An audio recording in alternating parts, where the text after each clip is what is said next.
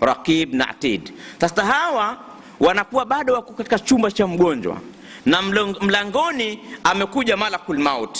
Mkono wa kulia ana grupu la malaika wema, mkono wa kushoto ana grupu la malaika wenye kutoa roho za watu wabaya. Wa naudhu billahi min dhalik. Ya Rabbi, tunakuomba utoe roho zetu kwa malaika wema. Hii hali ipo, lazima roho zitoke. Sasa tuombe ule wema tutolewe na malaika wema. Anasimama katika mlango malakul maut akiwa na appearance hiyo, huku ana macho na uso wake, huku vile vile kuna uso, nyuma kuna uso, miguuni kuna uso, na mwili mzima ana macho ya watu. Ndio unaona kiumbe ambaye the first approach kwamba hii nani huyu, ndio utakuta mara amegeuka huku mara amegeuka huku, kumbe ameona kitu kizito. Hata pale mlangoni malakul maut anasubiri nini? Wanasubiri chumbani atatoka malaika nani mwanzo. Atatoka yule wa mkono wa kulia na kitabu chako, au atatoka na mkono wa ule wa mkono wa kushoto na kitabu chako?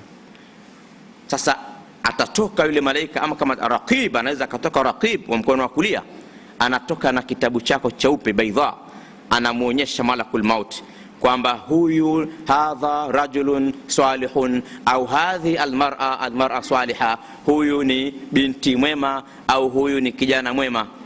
Akitoka nacho mwanzo, kwa hivyo malakul maut anaingia na timu yake ya mkono wa kulia, wanashitati nashita, ili aje atoe roho, sababu wewe ni mtu mwema.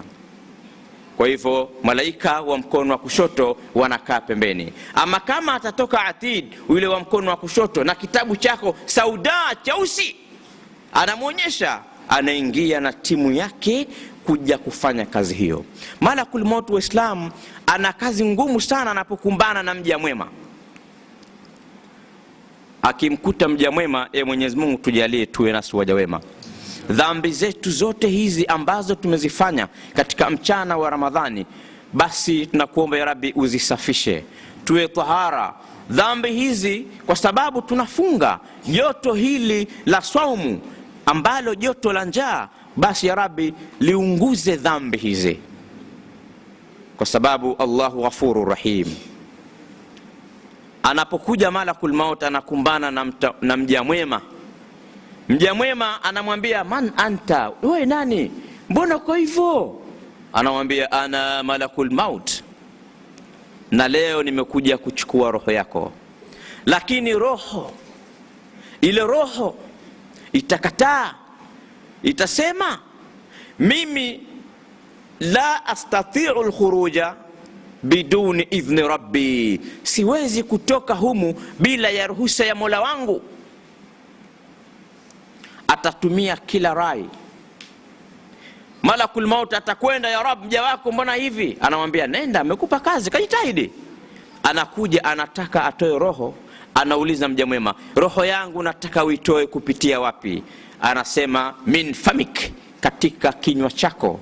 Anasema, ana adhkurullaha bihadha fami, namdhukuru Mwenyezi Mungu kwa kinywa hichi. Subhanallah, alhamdulillah, wa la ilaha illa Allah, Allahu akbar, astaghfirullah. Huwezi kutoa roho, haiwezi kutoka hapa.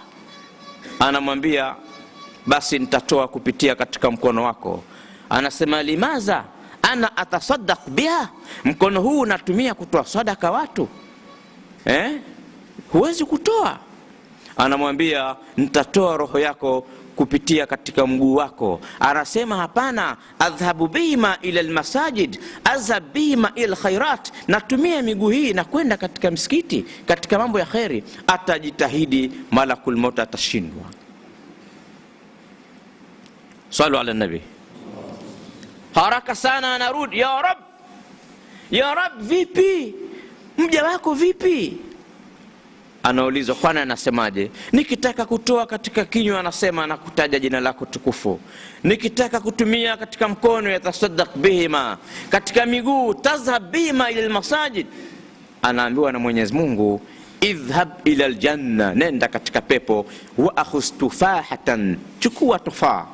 Basi anakwenda, analichukua tofaa. Tofaa limeandikwa bismillahir rahmanir rahim.